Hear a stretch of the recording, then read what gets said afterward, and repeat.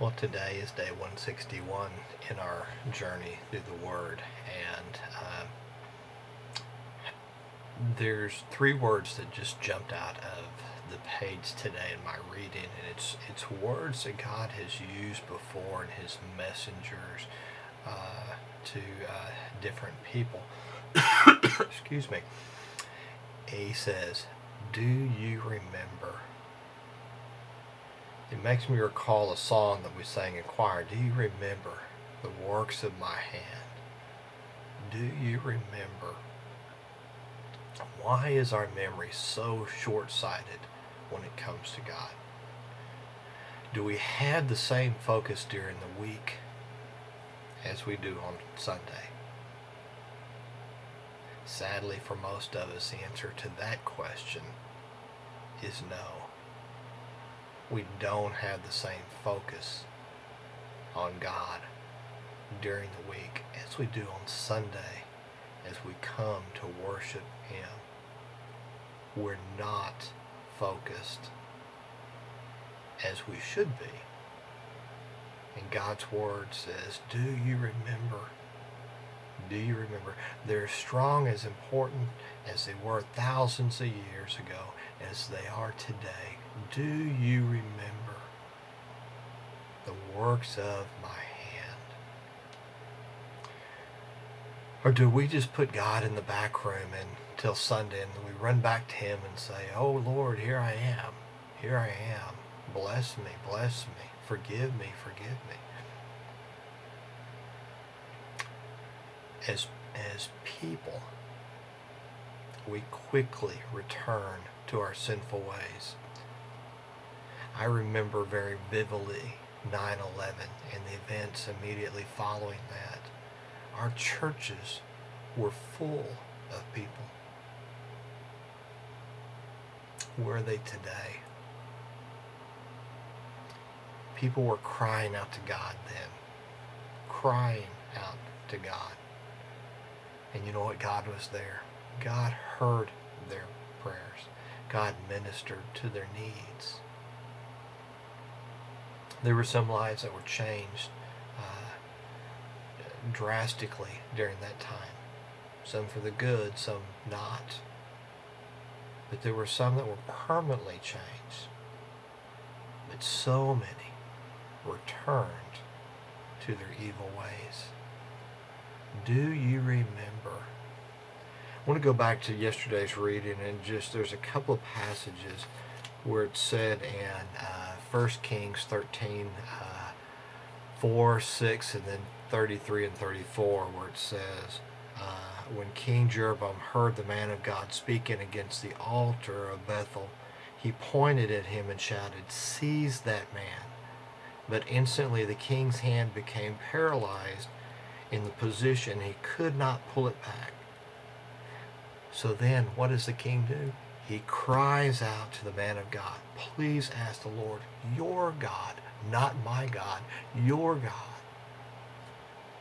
Ask the Lord, your God, to restore my hand again." And what does he do? He does that. The man of God prays to God, and God restores Jeroboam's hand.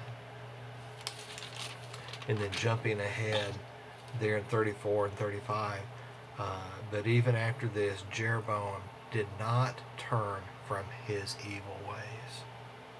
He continued to choose priests from the common people. He appointed everyone who wanted to become a priest for the pagan shrines. This became a great sin and resulted in the utter destruction of Jeroboam's dynasty from the face of the earth. He didn't remember the work of the man of God's God, the one true God. Instead, he went back to worshiping false gods, those who couldn't restore his hand. He did not remember. And then jumping ahead in today's reading, where we see it, where it says, we're in 2 Chronicles 16, 7 and 8, where it says, at that time Hanani the seer came to King Asa and told him, because you have put your trust in the king of Aram instead of the Lord your God, you missed your chance to destroy the army of the king of Aram. Do you remember? And he goes on and gives him, don't you remember when God did this great miracle for you? And sadly, the answer was no. Because in 1 Kings chapter 16, and in our reading today, it says he had returned back to his. In fact, just jumping back, Asa became so angry with Hanani for saying this that he threw him into prison. Tough being a messenger of God sometimes. They're a high price to pay. But when God calls you to be a messenger, whether you're delivering the message or you're hearing the message, you need to be faithful to God. Do you remember? And then again in 1 Kings chapter 16, where it says, you have provoked my anger. And this is God speaking to King Bashan, the king of Israel, where it says, you provoke my anger by causing my people to sin.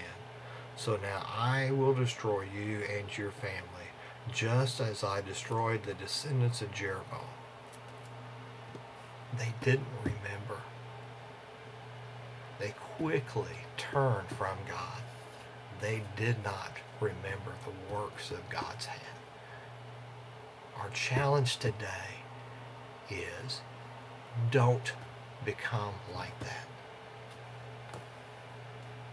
Don't just cry out to God in the most desperate times. He's there for that. But in the good and the bad, God is there.